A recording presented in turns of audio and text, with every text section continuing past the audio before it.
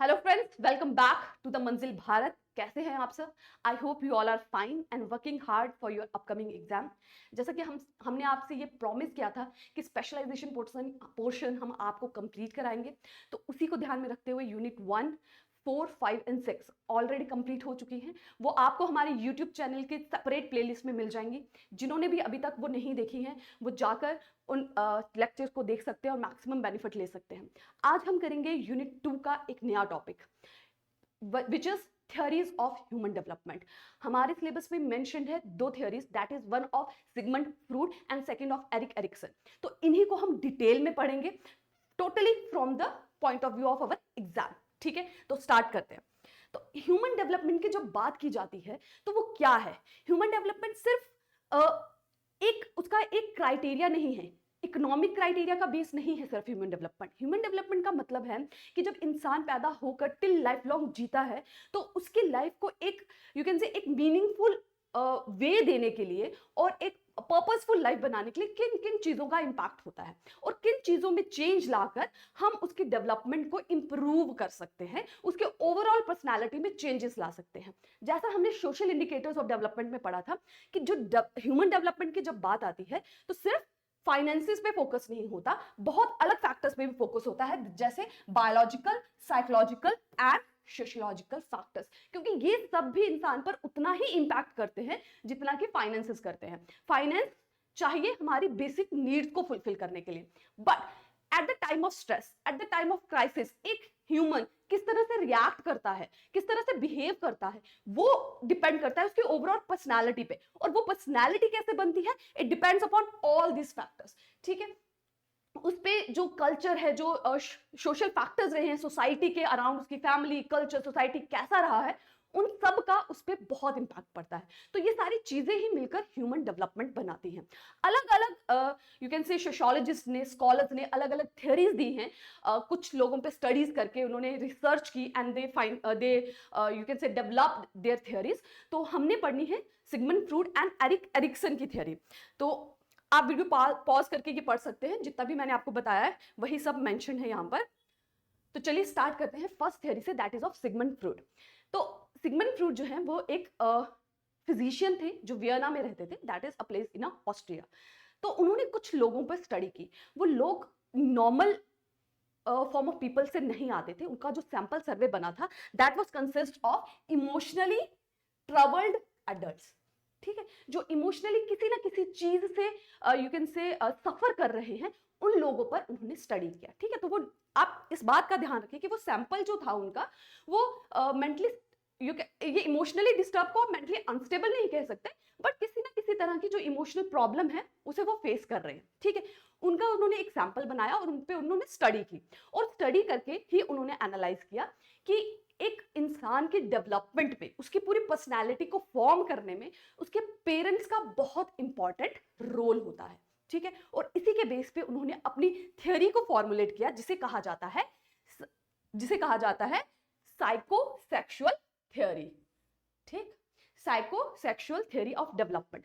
अब excuse me, क्योंकि just a सेक,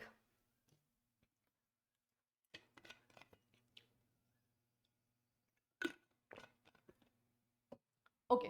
तो क्योंकि जो उनका सैंपल था that was consist of emotionally troubled adult, तभी इनकी थ्योरी को क्रिटिसाइज भी किया जाता है कि उन्होंने एक ऐसे लोगों पे स्टडी किया दैट वाज किसी ना किसी इमोशनल ट्रॉमा से सफर कर रहे थे, और उनसे जो उन्होंने अपनी इंटरप्रिटेशन निकाली उसको उन्होंने जनरलाइज कर दिया रेस्ट ऑफ द पॉपुलेशन के लिए। ठीक है, तो नॉर्मल लोग अलग तरीके से बिहेव करते हैं और इमोशनली डिस्टर्ब अलग तरीके से बिहेव करते हैं। तो ये इनका क्रिटिसिज्म का भी एक मेन रीजन रहा, जो उनका सैंपल का साइज था और जो सैंपल लिया था उन्होंने स्टडी के लिए।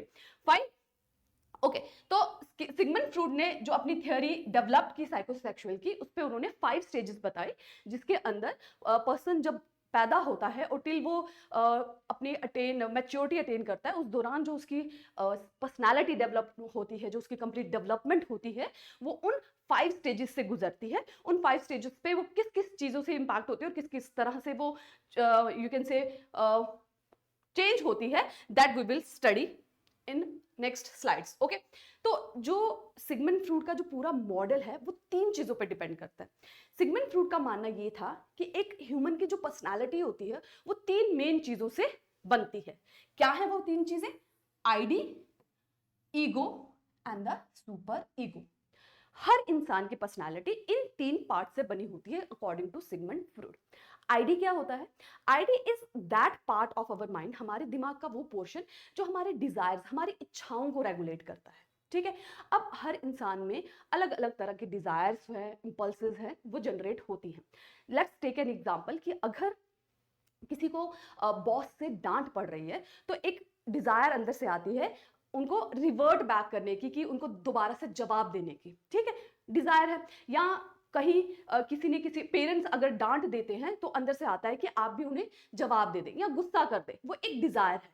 ठीक है, दिस डिजायर, इसको फुलफिल करना कि ना करना that's a separate thing, but desire आई है that will controlled by the ID. ठीक है, तो आईडी में कोई कॉन्शियस पार्ट नहीं होता, ये जस्ट माइंड का वो पोर्शन है जो सिर्फ आपकी इच्छाओं को रेगुलेट करता है, चाहे वो खुश रहने की हो, चाहे वो एंगर शो करने की हो, चाहे वो सेक्सुअल डिजायर हो, बायोलॉजिकल डिजायर, इन सब को वो रेगुलेट करता है according to Sigmund Freud. Second part आता है ईगो। ईगो क्या है? ईगो है हमारा कॉन्शियस एंड रेशनल पार्ट। ठीक है, अब डिजायर तो आ गई, अब वो डिजायर किस हिसाब से फुलफिल करनी है that will be decided by the ego. Conscious क्या का मतलब होता है? कॉन्शियस का मतलब ये होता है कि जब आप अवेयर होते हैं अपनी सराउंडिंग्स के। ठीक है, अब आप देखिए एक छोटा बच्चा जो 2 या 3 साल का होगा, अगर उसे किसी टॉय के लिए उसे कोई टॉय खरीदना है, अगर वो मार्केट में गया है और उसके पेरेंट्स उसको मना करते हैं, तो वो नहीं देखता कि वो मार्केट के अंदर है, उसे बहुत सारे लोग देख रहे हैं, वो टेंट्रम्स करना स्टार्ट कर देता है। ठीक है, he will start rolling on the floor. ठीक है, वो वहां चिल्लाने लगेगा, वो जमीन पे लौटने लगेगा, क्योंकि उसे उसके अंदर ईगो अभी डेवलप नहीं हुआ, वो ही और she is not conscious about the surrounding. ठीक है, वहीं अगर एक मैच्योर इंसान को आप देखेंगे जो बड़ा इंसान है, उसे अगर किसी चीज के लिए मना कहेगा तो वो इस तरह से रिएक्ट नहीं करेगा, क्योंकि वो देखेगा कि नहीं, मैं मार्केट में हूं या मैं सोसाइटी के बीच में हूं या मेरे आसपास कितने ज्यादा लोग हैं, मुझे इस तरह से बिहेव नहीं करना चाहिए। अगर मुझे गुस्सा आ भी रहा है तो मुझे गुस्से को कंट्रोल करना है, क्योंकि यहाँ पे बहुत सारे लोग हैं, वो देख रहे हैं। ठीक है, तो कॉन्शियस अपनी जो सराउंडिंग्स को है उसको कॉन्शियस, उनके लिए कॉन्शियस होकर आप ये डिसाइड करते हैं कि अपनी डिजायर को किस हिसाब से फुलफिल करना है, ताकि जो आउटकम है वो पॉजिटिव रहे, आपके लिए नेगेटिव नहीं रहे। जैसे मैंने आपको एग्जांपल दिया कि बॉस ने डांट लगाई, ठीक है, तो डिजायर क्या आई कि जवाब दे दे, पर कॉन्शियस क्या कहता है कि आप ऑफिस के अंदर हैं, अगर आप जवाब देंगे तो आपको जॉब से निकाल देंगे। तो आप क्या करते हैं? आप उस वक्त जवाब नहीं देते, बाहर आते हैं, आप फ्रेंड से आपकी थोड़ी बहस हो जाती है, आप वहां गुस्सा निकाल देते हैं, या आप अपने कलीग्स पे या फ्रेंड्स पे कहीं पे भी गुस्सा निकाल देते हैं, इस हिसाब से, जिससे कि आपकी डिजायर भी फुलफिल हुई लेकिन आपका नेगेटिव आउटकम मिनिमाइज हो गया। ठीक है, अगर आप बॉस को जवाब देते तो क्या होता? जॉब चली जाती। फाइन, तो जो कॉन्शियस है, आपकी जो पोर्शन ऑफ माइंड है जो ये डिसाइड आपको करने में हेल्प करता है कि आपको इस हिसाब से डिजायर फुलफिल करनी है कि आपको नेगेटिव आउटकम मिनिमाइज हो, तो that is ego part of your personality. Fine, अब थर्ड पार्ट क्या आ जाता है? That is super ego. अब सुपर ईगो किससे डील कर रहा है? तो सुपर ईगो डील करता है कंसाइज से। अब देखिए, कॉन्शियस और कंसाइज। कॉन्शियस है जब आप अपनी सराउंडिंग से अवेयर हैं, ठीक है, कि सोसाइटी है, लोग हैं, पेरेंट्स है, बॉस है, अवेयर है, you are aware of this. Concise क्या है? जब आप इंटरनली एनालाइज करते हैं कि आप जो कर रहे हैं वो सही है कि गलत। कंसाइज में ना मोरालिटी आ जाती है, ठीक है, मॉरल्स, वैल्यूज, कि सही क्या है, गलत क्या है। फाइन, एग्जाम्पल लेते हैं, जैसे किसी को स्मोक करने की डिजायर है। फाइन, अब डिजायर तो आ गई, that is in the part of ID. अब ईगो क्या कहता है कि यहां स्मोक नहीं करो, ये पब्लिक प्लेस है, पेरेंट्स के सामने नहीं करो, डांट पड़ेगी, this is regulated by your ego. अब सुपर ईगो क्या कहता है कि जब आप इंटरनली करते हैं कि स्मोकिंग मॉरली सही है, यार ये इससे हेल्थ भी खराब होती है, इससे आपके आसपास वालों की हेल्थ भी खराब होती है, ठीक है, तो वो आपको सुपर ईगो डिसाइड करने में हेल्प करता है, जब आप मॉरली डिसाइड करते हैं कि आपका कौन सा एक्शन सही है और कौन सा एक्शन गलत है। फाइन, तो ये तीनों पार्ट जो है ये हर ह्यूमन बीइंग के माइंड के इंपॉर्टेंट पोर्शंस होते हैं अकॉर्डिंग टू सिगमंड फ्रूड। ठीक, और जो एक्चुअल में हम इन तीनों पार्ट से नोन है, मतलब हर इंसान जो अपने आईडी, ईगो और सुपर ईगो को जानता है वो बहुत छोटे पोर्शन को जानता है। जैसे आइसबर्ग होता है ना, समुद्र के अंदर अंदर जितना ऊपर से वो आइसबर्ग दिखाई दे रहा होता है उससे 3 गुना या 4 गुना ज्यादा वो समुद्र के नीचे होता है। उसी तरीके से जितना portion of ID, ego and super ego से हम जानते हैं वो बहुत स्मॉल पोर्शन है हमारे ब्रेन का जो कि हम नहीं जानते। That's consist of our unconscious mind, subconscious you can से, ठीक है, सबकॉन्शियस माइंड, ठीक है, जो हम अवेयर भी नहीं होते उन डिजायर के जो हमारे माइंड में आ रही हैं, जो कंसाइज हमारे अंदर है, जो यू कैन से कॉन्शियस एबिलिटी हमारे अंदर है, ठीक है। तो जो पोर्शन जिससे हम अवेयर है वो बहुत छोटा पार्ट होता है। This was also said by Sigmund Freud. जैसे ये कहा है इन्होंने, Freud believe that we are only aware of a small amount of our mind's activities and that most of it remains hidden from us and it is called unconscious or in our subconscious mind. Fine. अब उन्होंने on the basis of this three you can say part of our personality, उन्होंने 5 stages पे explain किया कि एक इंसान जब grow करता है तो during उसकी लाइफ टाइम वो 5 स्टेजेस से गुजरता है। अब वो 5 स्टेजेस क्या है हम पढ़ते हैं। फर्स्ट स्टेज इज ओरल, जो कि लाई करती है 0 to 1 ईयर। सिगमंड फ्रूड का कहना यह था कि एक बच्चा जब पैदा होता है वो कुछ एबिलिटीज के साथ पैदा होता है। पहला जो सबसे पहला रिफ्लेक्स, जो कि ये फाइंड आउट भी किया गया है, बायोलॉजिकली ये प्रूवन भी है कि बच्चा जब पैदा होता है तो उसमें होता है इंपॉर्टेंट सकिंग रिफ्लेक्स के साथ ही वो बॉर्न होता है। तभी उसकी जो सभी नीड्स हैं उस वक्त फुलफिल हो रही होती है मदर मिल्क से, ठीक है। तो वो खुद को सेटिस्फाइड करता है फ्रॉम द मदर्स ब्रेस्ट। तो उस टाइम पे अगर उसकी सारी नीड्स फुलफिल हो रही हैं, ठीक है, if a child's oral needs are not met during infancy, he or she may develop a negative habits, ठीक है।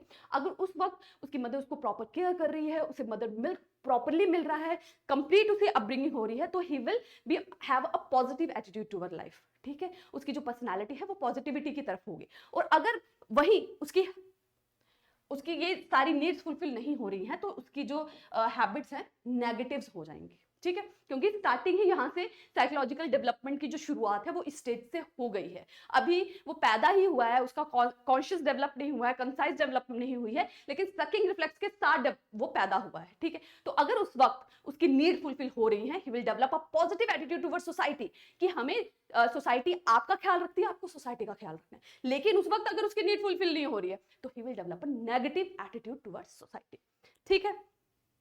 नेक्स्ट स्टेज आती है anal stage, that is from the age 1 to 3 years।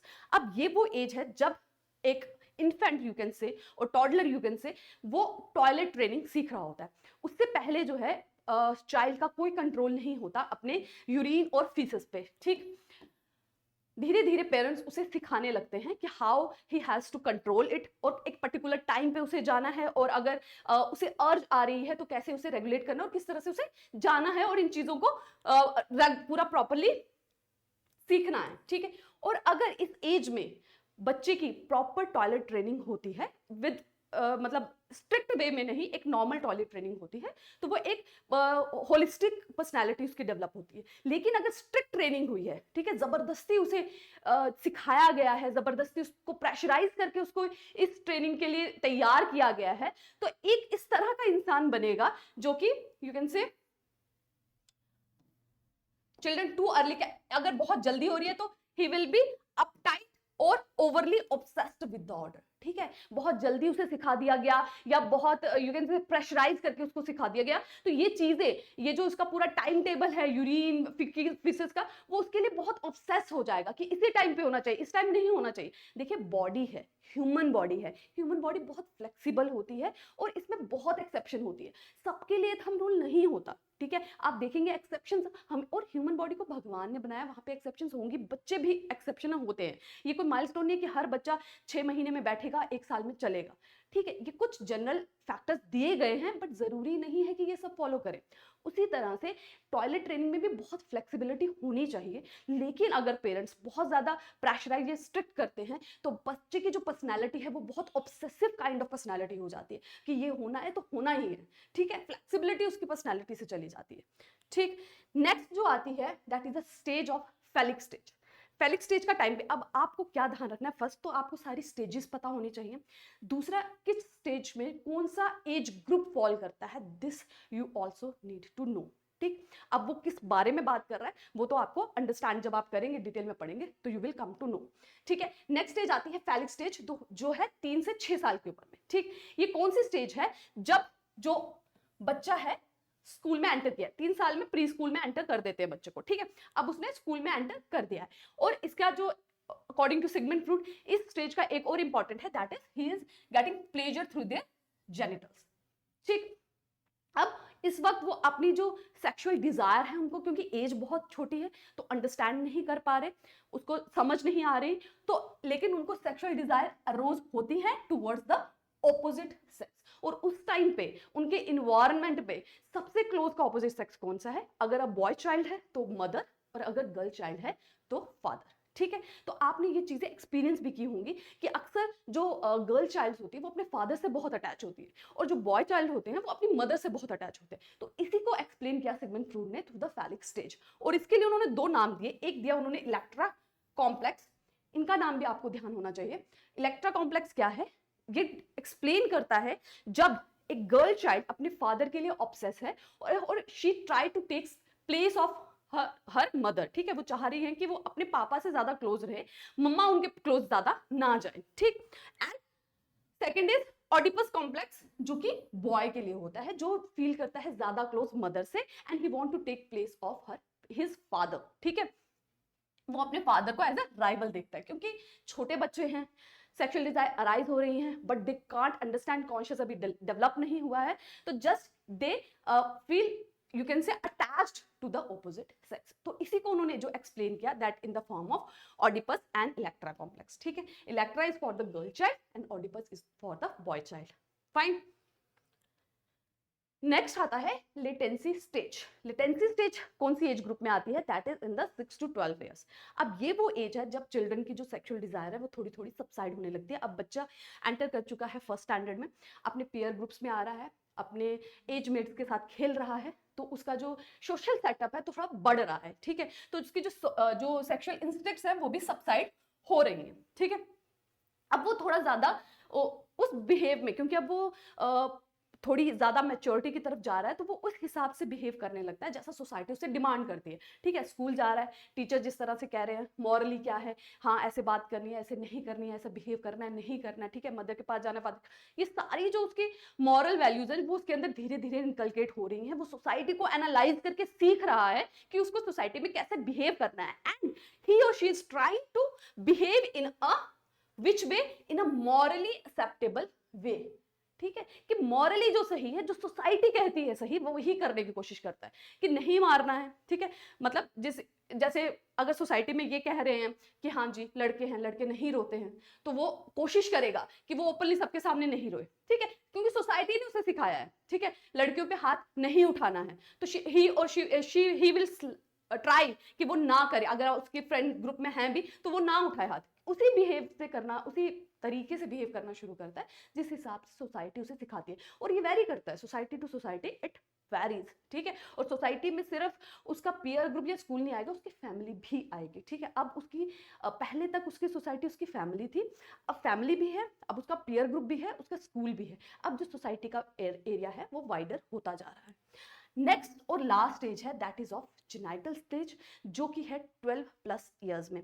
इसमें जो सेक्सुअल इंस्टिंक्ट्स हैं वो दोबारा से अराइज होते हैं। That is during this stage the sexual impulses reemerge, दोबारा से स्टार्ट हो जाते हैं सेक्सुअल इंपल्सेस।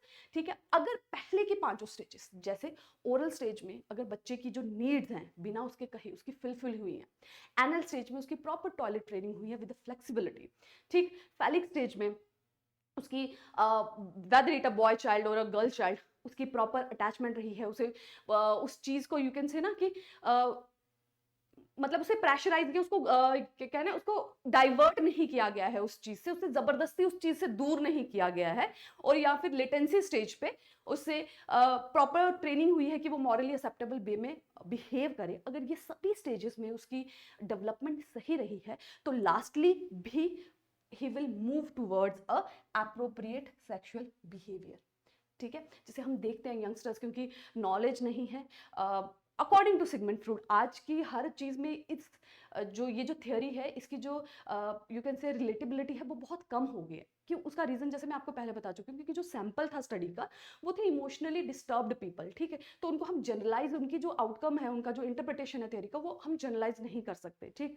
लेकिन ये हमने देखा है कि टीनेजर्स में जो है क्योंकि सेक्सुअल डिजायर री इमर्ज हो रही है, तो इट इज वेरी कॉमन कि वो इनअप्रोप्रिएट सेक्सुअल बिहेवियर की तरफ जाएं। तो इसका जो रीजन उन्होंने दिया, क्योंकि ये इंस्टेंस देखे गए, इसका रीजन उन्होंने ये दिया कि बाकी की पांचों स्टेजेस में क्योंकि उनकी डेवलपमेंट, उनकी नीड्स फुलफिल नहीं हुई, इसीलिए जो फाइनल आउटकम हुआ that was of inappropriate sexual behaviour which lead to marriage and premature marriage you can say, और चाइल्ड बर्थ, ठीक। तो that was the 5 stages according to the Sigmund Freud for human development. अब हम पढ़ते हैं कि इनकी थ्योरी का क्रिटिसिज्म क्या है। तो सबसे पहला क्रिटिसिज्म वही है जो मैंने आपको कहा, that is of the sample survey. तो पहला क्या था, Freud psychosexual theory is controversial and has been thoroughly criticised. First, even though Freud stages are related to children, he based most of his theory on the troubled adults, ठीक है। बात वो children की कर रहे हैं, लेकिन सैंपल में क्या लिया है, इमोशनली ट्रबल्ड एडल्ट्स को। दूसरा कहा, many believed his work was too focused on human sexuality. हर जगह उन्होंने सेक्सुअलिटी को, बायोलॉजिकल नीड्स को बहुत ज्यादा इंपॉर्टेंस दी, ठीक है। साइकोलॉजिकल, कल्चरल, उन सब चीजों को कहीं ना कहीं उन्होंने इग्नोर कर दिया और बायोलॉजिकल सेक्सुअल नीड्स को बहुत ज्यादा इंपॉर्टेंस दी। चाहे आप ऑडिपस कॉम्प्लेक्स का देख लीजिए, चाहे आप एनल में देख लीजिए, चाहे आप फैलिक स्टेज में देख लीजिए, हर जगह he is talking about sexual need और द बायोलॉजिकल नीड्स, ठीक है। तो इसीलिए उनकी ऑडिपस कॉम्प्लेक्स और इलेक्ट्रा कॉम्प्लेक्स को भी क्रिटिसाइज किया गया, ठीक। Some of the critics of Freud believe that the memories and fantasies of childhood seduction Freud reported were not real memories but constructs that Freud created and forced upon his। मतलब उन्होंने कहा कि जो भी चीजें वो ये बता रहे हैं, जैसे ओडिपस और इलेक्ट्रा कॉम्प्लेक्स की जो भी चीजें वो बता रहे हैं कि बच्चे ऐसा मेमोरी बनाते हैं या फैंटेसीज क्रिएट करते हैं, वो एक्चुअल में है ही नहीं। उन्होंने फोर्स किया अपने स्टडी पर, अपने सैंपल साइज पर, जो भी एडल्ट्स पे वो स्टडी कर रहे थे उनके ऊपर उन्होंने ये फोर्स किया। एक्चुअल में ये चीजें एग्जिस्ट ही नहीं करती थी। Fine, so that's it for the Sigmund Freud theory, ठीक है। तो हमने कंप्लीटली देख लिया कि उन्होंने कहा, एक क्विक सा रिवाइज कर लेते हैं सिगमंड फ्रूड थ्योरी को। उन्होंने कहा कि पर्सनालिटी जो है ह्यूमन बीइंग की, वो 3 पार्ट से डिवाइड होती है, डेवलप होती है, ID, ego and super ego, ठीक। आईडी जो है दैट रेगुलेट योर डिजायर, और ईगो जो है वो होता है कॉन्शियस पार्ट, कि आप अवेयर हैं सराउंडिंग से और आप ये डिसाइड करते हैं कि आपको किस तरह से अपने डिजायर्स को फुलफिल करना है ताकि आपका जो नेगेटिव आउटकम्स जो है वो मिनिमम हो। और फाइनली सुपर ईगो आता है जो कि रेगुलेट करता है आपका कंसाइज को, ताकि आप ये देखें कि मॉरली जो आप चाह रहे हैं वो सही है कि नहीं। इसी के बेसिस पे उन्होंने 5 स्टेजेस के बारे में बताया। Oral stage 0 to 1 age, anal stage 1 to 3 age, phallic stage 3 to 6, genital is 6 to 12 and latency is 6 to 12 and finally genital is 12 plus years. Fine. Next जो theory आज हम पढ़ेंगे that is of Erikson theory of social development. अब Ericsson जो थे उन्होंने अपनी theory बनाई ह्यूमन डेवलपमेंट की। उनकी बेस थी सिगमंड फ्रूड की साइकोसेक्सुअल थ्योरी पर ही, जो उनका बेस था, जिसके ऊपर उन्होंने थोड़ा उसको इलाबोरेट किया, या आप समझ लीजिए कि उसको थोड़ा सा और डिटेल में किया। उन्होंने 5 स्टेजेस की बात की थी सिगमंड फ्रूड ने, तो एरिक्सन टॉक अबाउट 8 स्टेजेस। उन्होंने सिर्फ बायोलॉजिकल फैक्टर्स पे ही फोकस किया, तो उन्होंने कल्चरल फैक्टर्स का भी इंक्लूड किया। तो लेकिन जो बेस रहा उनका, जिसके ऊपर उन्होंने अपनी स्टडी स्टार्ट की थी, that was the Sigmund Freud psychosexual theory, ठीक है। उन्होंने ये कहा कि जब भी एक इंसान डेवलप होता है वो अपने लाइफ टाइम में 8 स्टेजेस से गुजरता है, और हर स्टेज में वो 2 तरह की कॉन्ट्राडिक्शन को फेस करता है, ठीक है। उसको हमेशा ना 2 तरह के, यू कैन से कि हर क्वेश्चन के 2 आंसर्स होते हैं, उसमें से उसको वो किस आंसर को चूज कर रहा है या किस रास्ते को वो चूज कर रहा है, वही डिसाइड करता है कि फाइनली उसकी जो पर्सनैलिटी है वो कैसे डेवलप हो रही है। तो conflict of ideas, he talk about conflict of ideas, कि हर बार उसका जो है कॉन्फ्लिक्ट फेस करता है हर स्टेज में, हर एज में। जब वो पास हो रहा है, हर स्टेज से पास हो रहा है, 2 तरह के कॉन्फ्लिक्ट से वो फेस करता है, और वो किस चीज को चुन रहा है, और उसी पे डिपेंड करती है उसकी final personality. And the choice of the direction is also based on its cultural values, ठीक है। वो किस कल्चर में है, किस सोसाइटी में है, ये भी बहुत हद तक डिसाइड करता है कि वो किस डायरेक्शन को चुन रहा है, ठीक। सो चलिए देखते हैं। Erikson psycho social stages of development focus on resolution of different crisis to become a successful complete person. जैसे मैंने बताया, कंफ्लिक्ट को फेस कर रहे हैं, तो अलग तरह के क्राइसिस हमेशा जिसके 2 जवाब हैं उस पे वो फेस कर रहे हैं, ठीक। The time period is of 1902 to 1994, और उन्होंने बात की 8 स्टेजेस साइको सोशल थ्योरी, ठीक। तो हर 8 स्टेज में ही is talking about two conflicting ideas. ठीक है, तो चलिए, एरिक्सन ऑल्सो एक्सपेंडेड अबाउट, ये मैं आपको डिटेल में बता चुकी हूँ कि it depends upon Sigmund Freud की ही साइकोसेक्सुअल थ्योरी पे डिपेंड करता था। चलिए, तो पहली जो स्टेज है जो एरिक एरिक्सन ने डिस्क्राइब की, that is of trust versus mistrust. ठीक, टाइम पीरियड क्या है, बर्थ से 12 मंथ तक। ठीक, जब से बच्चा पैदा हुआ तब से लेकर 12 महीने तक जो you can say conflict of ideas वो फेस करता है, that is of trust to mistrust. अब देखिए, जब बच्चा पैदा होता है उसकी जितनी भी नीड्स हैं वो अपनी नीड्स के बारे में बता नहीं सकता। ठीक, वो कम्युनिकेट नहीं कर सकता, उसे सिर्फ दो ही इमोशंस आते हैं, वन ही और शी कैन क्राई और ही और शी कैन स्लीप। ठीक है, वही चीजें होती है, अभी वो बता नहीं सकता उसे क्या चाहिए, कैसा वो फील कर रहा है, ही कैन नॉट टेल। तो उस वक्त जो उसकी नीड्स हैं वो कौन फुलफिल कर रहा है, जो उसके आसपास हैं, स्पेसिफिकली उसकी मदर, और अगर मदर नहीं है तो जो उसकी इमीडिएट पास है जो लोग, वही उसकी नीड्स को फुलफिल कर रहे हैं। अगर उस एज में उसकी सभी नीड्स फुलफिल हो रही हैं तो he will develop trust towards the society. It is very much similar to Sigmund Freud oral theory, oral stage जो उन्होंने बताई थी। ठीक है, और वहीं अगर उसकी नीड्स फुलफिल नहीं हो रही हैं कि मदर और उसके जो इमीडिएट सोशल ग्रुप में जो उसके लोग हैं, जो उसकी फैमिली के, जो उसकी नीड्स नहीं फुलफिल कर पा रहे, उसे टाइम पे फीड नहीं मिल रही है, अगर वो बीमार हो रहा है उसकी केयर नहीं हो रही, तो वो कहीं ना कहीं मिसट्रस्ट डेवलप होता है सोसाइटी का, कि सोसाइटी विश्वास करने के लायक नहीं है। एक्चुअल में अभी उसकी कॉन्शियस डेवलप नहीं हुई है, अंडरस्टैंड नहीं कर पाता बच्चा, लेकिन साइकोलॉजिकली यू कैन से सबकॉन्शियस माइंड में ये चीज आ रही है। तो दूसरों पे विश्वास, जिन बच्चों का बचपन में उनकी नीड्स फुलफिल नहीं हुई होती, according to Eric Erikson, in the long term क्या है, वो सोसाइटी पे विश्वास नहीं कर पाते, और जिनकी हुई होती है वो इजिली विश्वास कर पाते हैं। तो ट्रस्ट वर्सेस मिसट्रस्ट, इसका जो कन्फ्लिक्ट है वो इस पर डिपेंड करता है कि how their basic needs are getting fulfilled.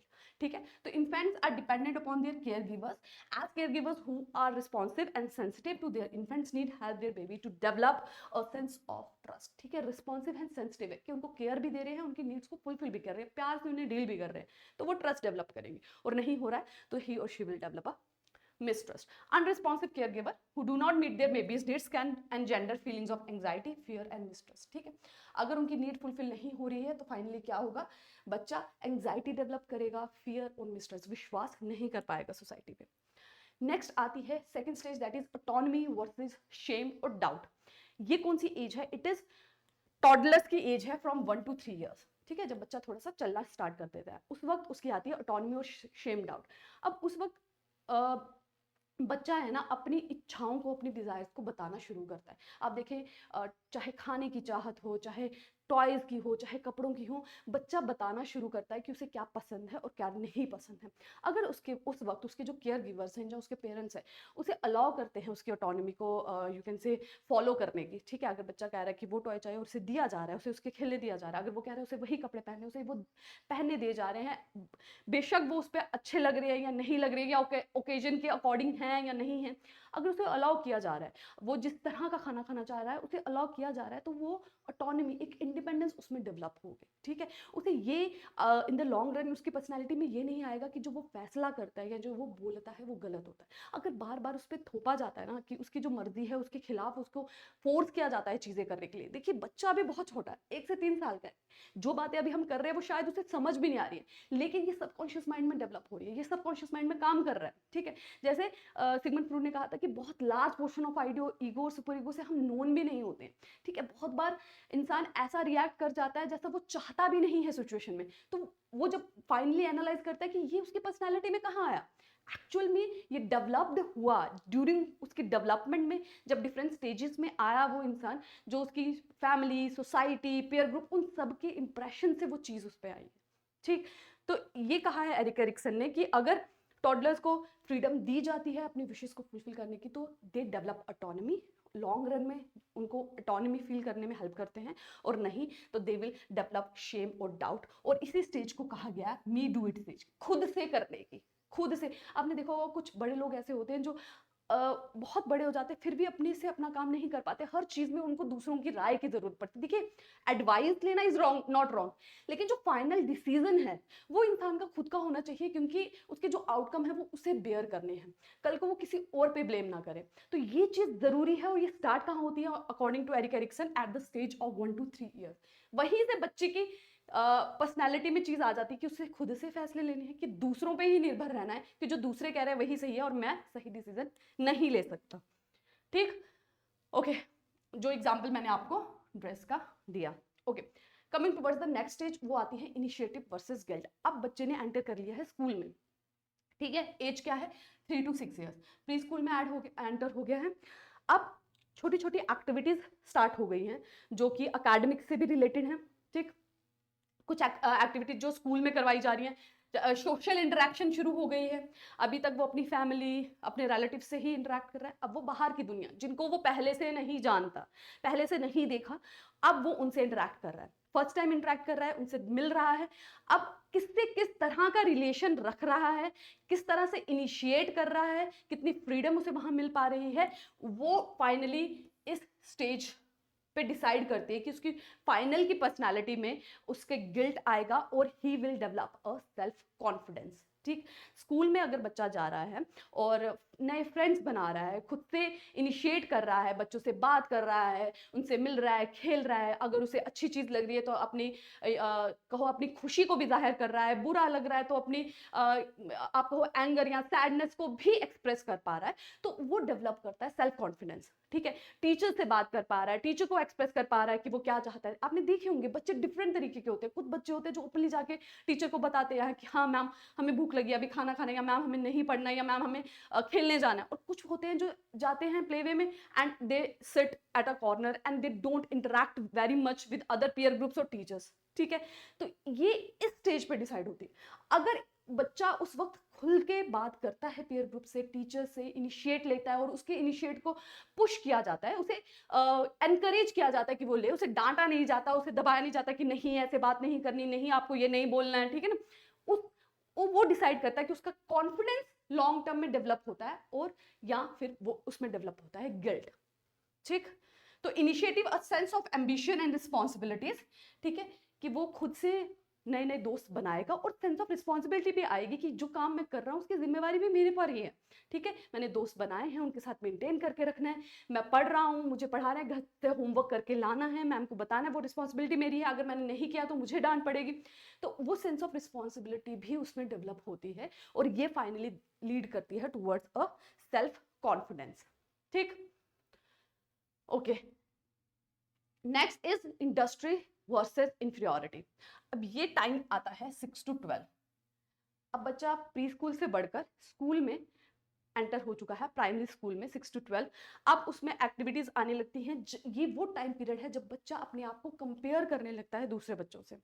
आपने देखा होगा, अगर आपके आसपास छोटे बच्चे होंगे, आपके नीस नेफ्यूज कजन्स वगैरह, तो वो आके बताते हैं कि अगर कभी भी उन्होंने किसी कंपटीशन में फर्स्ट प्राइज लिया है तो वो स्पेसिफिकली बताते हैं कि मेरे फ्रेंड का नहीं आया, मेरा आया। ठीक है, मैंने इतना स्कोर किया, मेरे फ्रेंड ने इतना स्कोर किया। ठीक है, मैंने फर्स्ट लिया, मेरा फ्रेंड का सेकंड आया। क्योंकि वो एक ऐसा टाइम पीरियड है जब वो एक दूसरे को, अपने आप को दूसरों से कंपेयर करने लगते हैं। हर, सिर्फ पढ़ाई के मैटर में नहीं, हर चीज में, कि वो इस तरह से खेलता है, वो इस तरह से बोलता है, वो इस तरह से चलता है, वो हर चीज में एक दूसरे के साथ अपने आप को कंपेयर कर रहे हैं। और अगर उस वक्त वो देखते हैं, अब जब जहां पे कंपैरिजन हो रहा है और वो घर में आके पेरेंट्स को बता रहे हैं और पेरेंट्स इस चीज को उन्हें समझा रहे हैं कि कंपैरिजन नहीं, हर इंडिविजुअल डिफरेंट होता है, आप अपनी चीज में अच्छे हो, वो अपनी चीज में अच्छा है, तो वो डेवलप करेगा इंडस्ट्री। और अगर वहां पे उसे बताया जा रहा है कि तुम हर चीज में पीछे हो, देखो तुम्हारा फ्रेंड कितना अच्छा कर रहा है, वो देखो तुम हेल्दी नहीं हो, वो कितना ज्यादा हेल्दी है, देखो तुम पढ़ते नहीं हो, वो कितना ज्यादा पढ़ता है, देखो तुम स्पोर्ट्स में अच्छे नहीं हो, वो बहुत ज्यादा स्पोर्ट्स में अच्छा है, तो बच्चा पॉजिटिवली नहीं लेगा, वो डेवलप करेगा इंफीरियोरिटी। वो बोलेगा कि मैं अपने दोस्तों में, अपने एज ग्रुप में मैं कुछ नहीं कर सकता, I am good for nothing. तो ये लॉन्ग टर्म में, उसके आगे के टाइम में, जब वो किसी से उसे पूछना नहीं है, जब उसे खुद से डिसीजन लेने हैं, उस वक्त वो इनिशिएटिव भी नहीं ले पाएगा। ही फील इंफीरियर टू अदर्स, कि मैं कुछ नहीं कर सकता खुद से, मैं अच्छा हूं ही नहीं, मेरे से कोई चीज होगी ही नहीं। ठीक है, तो ये जो लॉन्ग टर्म में टीनेजर्स में डिप्रेशन आ जाते हैं, टीनेजर्स खुद से फेलियर्स को फेस नहीं कर पाते, उसका मेन रीजन होता है द डेवलपमेंट ऑफ इंफीरियोरिटी। जब वो दूसरों से खुद को कंपेयर करते हैं और कहीं ना कहीं अपने आप को दूसरों से कंपेयर करने पर इंफीरियर समझने लगते हैं, ठीक है। They either develop a sense of pride और अनकम्प्लिशमेंट, जैसे मैंने कहा आपको कि बोलते हैं कि हमने उनसे अच्छा किया स्कूल वर्क में, स्पोर्ट्स में, सोशल एक्टिविटीज में, फैमिली लाइफ में, और दे फील इंफीरियर और इनएडिक्वेट, और अगर वो फील करते हैं तो they finally develop inferiority. Next आता है आइडेंटिटी वर्सेस रोल कंफ्यूजन। ये टाइम पीरियड है 12 से 18 साल का, दैट इज टीनेज। टीन में child is getting enter to teenage. इस वक्त हार्मोनल चेंजेस बॉडी में आ रहे होते हैं। इस वक्त इंसान पहचानने की कोशिश करता है खुद को, खुद की प्लेस को, कि एक्चुअल में वो है क्या, उसका फैमिली में क्या पोजीशन है, ठीक है। हर चीज को आपने देखा होगा, टीनेज जो है, अगर उन्हें, छोटे बच्चों को डांटो, थोड़ी देर में डांट के वो नॉर्मल हो जाते हैं। टीनेजर्स को डांटो तो दे रिएक्ट डिफरेंटली, वो हर चीज को दिल पे लेते कि आपने कहा कैसे, हमारे फ्रेंड्स के सामने डांट दिया, हमारी इंसल्ट हो गई, ठीक है। क्यों? क्योंकि उस वक्त वो अपने आप को, एक्चुअल में अपने आप को पहचान रहे होते हैं, ठीक है। सेंस ऑफ सेल्फ डेवलप कर रहे होते हैं, इसे पूछ रहे होते हैं कि हम हैं कौन, हमारी क्या वैल्यू है, ठीक है। तो उस वक्त उनसे डील करना एक टोटली डिफरेंट वे होता है, ठीक। तो adolescent struggle with question such as who am I and what do I want to do, कि मैं कौन हूं और मैं क्या करना चाहता हूं। इसी वक्त वो ये भी डिसाइड कर रहे होते हैं, अपनी सेक्सुअलिटी को भी डिस्कवर कर रहे होते हैं। मैक्सिमम जितने भी केसेस देखे गए हैं ट्रांसजेंडर के, जब वो खुद को आइडेंटिफाई करना स्टार्ट करते हैं, that is during the teenage. वो आइडेंटिफाई करते हैं कि उनकी लाइकिंग किसकी तरफ है, ठीक है। तो सेक्सुअलिटी भी इस वक्त वो आइडेंटिफाई कर रहे होते हैं, हार्मोनल चेंजेस पीक पे होते हैं। तो अगर whatever they identify themselves, वो अपने आप को किसी भी तरह से आइडेंटिफाई करें, चाहे सेक्सुअली चाहे मॉरली, अगर तो उस चीज में उनको फैमिली का, सोसाइटी का सपोर्ट मिलता है, तो दे विल डेवलप आइडेंटिटी। अगर वो खुद को कुछ और समझ रहे हैं और सोसाइटी उन पे कुछ और थोप रही है, तो they will develop role confusion, ठीक है। बच्चा म्यूजिक की तरफ समझ रहा है, पेरेंट्स उसको फोर्स कर रहे हैं, नहीं तुम अकेडमिकली ठीक करो, ठीक है। सेक्सुअलिटी में वो अपने आप को ट्रांसजेंडर की तरह यू कैन से आइडेंटिफाई कर रहा है, लेकिन पेरेंट्स उसको फोर्स करें, नहीं तुम तो नहीं हो, तुम तो नॉर्मल हो। उस वक्त वो डेवलप करता है रोल कंफ्यूजन, ठीक। एकेडमिकली हो, सोशली हो, सेक्सुअली हो, डजंट मैटर, तीनों चीजें एक्ट करती है eight this stage, that is adolescence 12 to 18.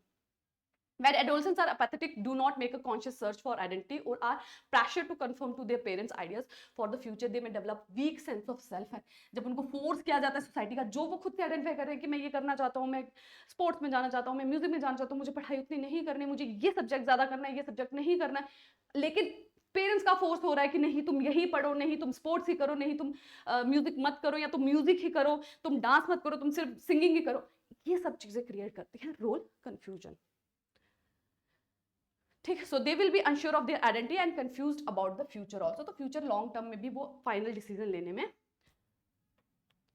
Capable नहीं हो पाते। नेक्स्ट आता है इंटीमेसी वर्सेस आइसोलेशन, ठीक है। सो ये टाइम पीरियड है 20 से 40 का, ठीक है। अगर तो प्रीवियस स्टेज में आइडेंटिटी प्रॉपर हो गई, अगर इंसान ने खुद को पहचान लिया, तो वो खुद, जब उसने खुद की सेल्फ आइडेंटिटी पहचान ली, तो वो दूसरों के साथ रिलेशनशिप बनाने के लिए भी तैयार रहता है, और वो एक अच्छा रिलेशनशिप बनाता है, दूसरों के साथ शेयर करने में भी बिलीव करता है। अगर इंसान ने खुद की ही आइडेंटिटी को, बेचारा रोल कंफ्यूज्ड है, उसमें खुद को ही नहीं पहचान पाया, तो वो रिलेशनशिप को लॉन्ग टर्म में नहीं चला पाता और दूसरों के साथ रिलेशनशिप शेयर नहीं कर पाता। तो प्रीवियस स्टेज का इस स्टेज पे बहुत बड़ा इंपैक्ट पड़ता है।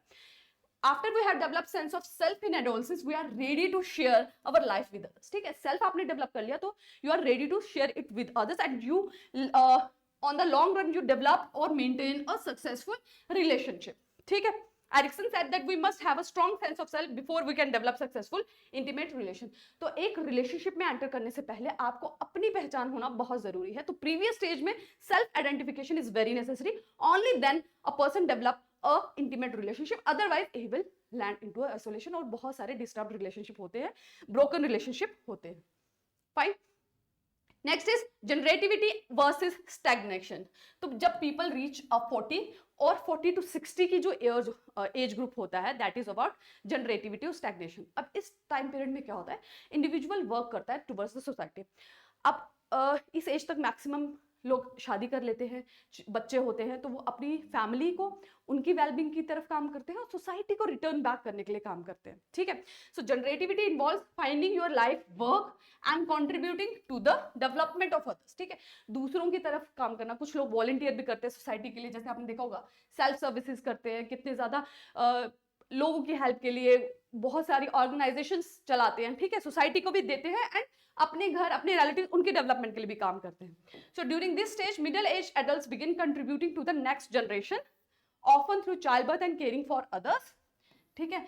तो चाइल्ड बर्थ और बुजुर्गों की, क्योंकि ये एज होती है जब बाकी दोनों यू कैन से rest of the population independent on you, बच्चे भी आप पे डिपेंड होते हैं और ओल्ड एज भी आप पे डिपेंड होते हैं, तो दोनों तरह से आप सोसाइटी को गिव बैक कर रहे होते हैं। और अगर आप ये नहीं कर पाते तो यू लैंड टू स्टैग्नेशन, ठीक। So those who do not master their task may experience stagnation and feel as though they are not living a mark on the world. So जो इस तरह नहीं कर पाते, कहीं ना कहीं उनका फील हो जाता है कि फैमिली नहीं बना पाए, सोसाइटी को रिवर्ट बैक नहीं कर पाए, कि हमने कुछ मीनिंगफुल नहीं किया लाइफ में, हमने सोसाइटी को वापस कुछ नहीं दिया।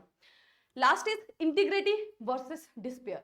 तो ये एज है 60 ईयर्स के बाद, जब मैक्सिमम लोग हो जाते हैं retire and they started analysing their whole life from age 1 to 60 years, they started analyzing कि उन्होंने लाइफ में क्या किया। और जब वो एनालाइज करते हैं और जब ये वो फाइंड आउट करते हैं कि हाँ उन्होंने एक मीनिंगफुल लाइफ जी, उन्होंने फैमिली बनाई, अपने घर में बुजुर्गों का ध्यान भी रखा, सोसाइटी को भी रिवर्ट बैक किया, तो they develop a feeling of integrity.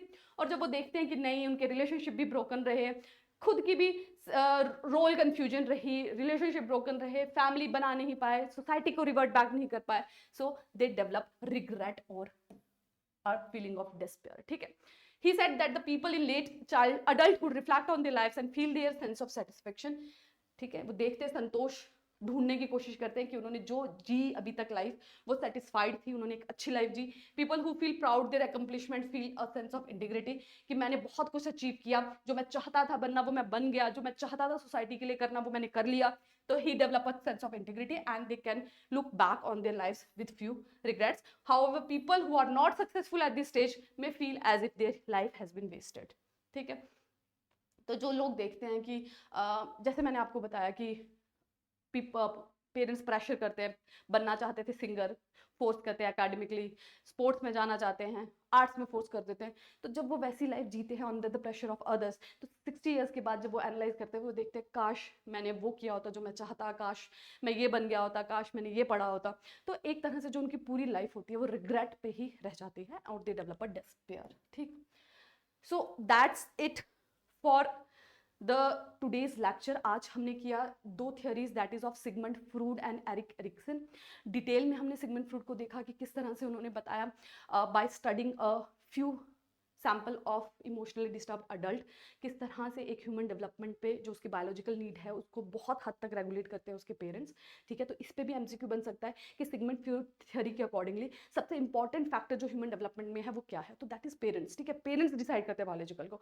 अगर पूछा जाए एरिक एरिक्सन थ्योरी का, तो उसमें उन्होंने कल्चरल फैक्टर को ज्यादा इंपॉर्टेंस दिया, ठीक है। फिर बात की जाए स्टेजेस की, सिगमंड फ्रूड की स्टेजेस क्या थी, oral, second was anal, third was phallic latency and last was genital, ठीक है। उसी तरह से 8 स्टेजेस थी फॉर द एरिक एरिक्सन, जिसमें हमने देखा कि it was based on the Sigmund Freud theory, base was of Sigmund Freud psychosexual theory, ठीक। तो इसी के साथ हमने आज कंप्लीट किया यूनिट 2 का एक और नया टॉपिक। तो मैं आपके लिए नए नए लेक्चर्स लाती रहूंगी, तब तक आप हार्डवर्क करते रहिए और अपने एग्जाम की जोरों शोरों से तैयारी करते रहिए। Thank you and take care.